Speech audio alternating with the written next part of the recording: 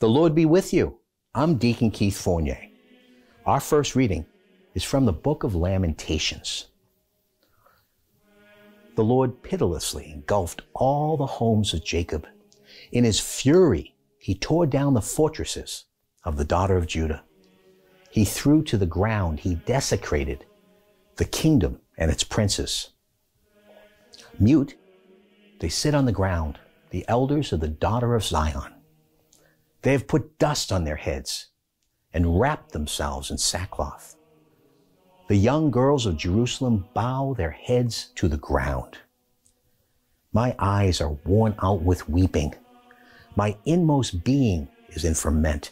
My heart plummets at the destruction of my young people, as the children and babies grow faint in the streets of the city. They keep saying to their mothers, "Where is some food?" as they faint like wounded men in the streets of the city, as they breathe their last on their mother's breast. To what can I compare or liken you, daughter of Jerusalem? Who can rescue and comfort you, young daughter of Zion?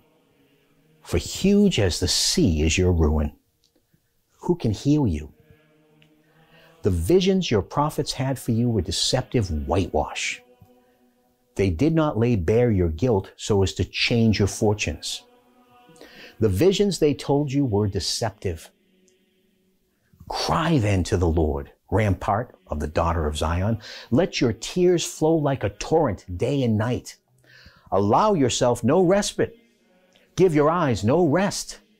Up, cry out in the nighttime as each watch begins. Pour your heart out like water in Yahweh's presence.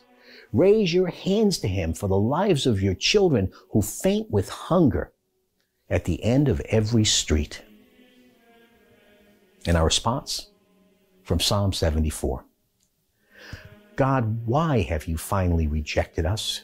Your anger blazing against the flock you used to pasture. Remember the people you took to yourself long ago, your own tribe which you redeemed, and this Mount Zion where you came to live.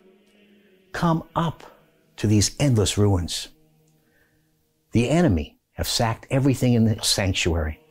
Your opponents made uproar in the place of assemblies. They fixed their emblems over the entrance, emblems never known before.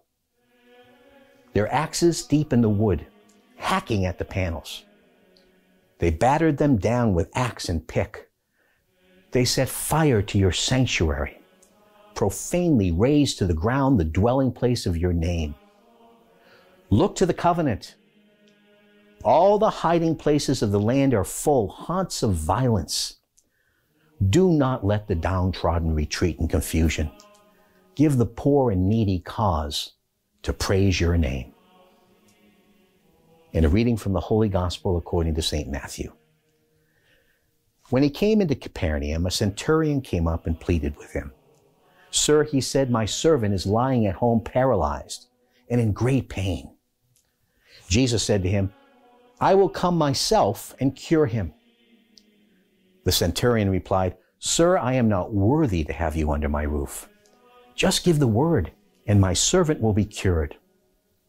For I am under authority myself and have soldiers under me. And I say to one man, 'Go,' and he goes. And to another, 'Come here,' and he comes. To my servant, 'Do this,' and he does it." When Jesus heard this, he was astonished and said to those following him, "In truth, I tell you, in no one in Israel have I found faith as great as this.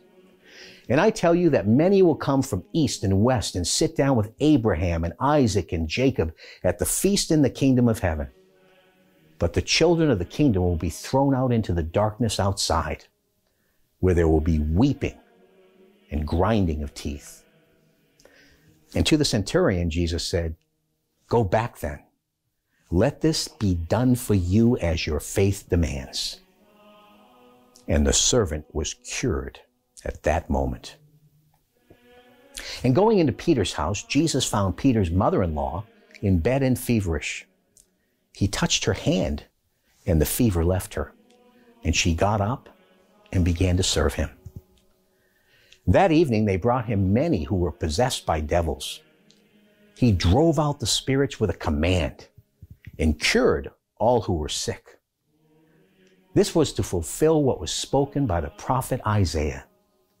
He himself bore our sicknesses away and carried our diseases.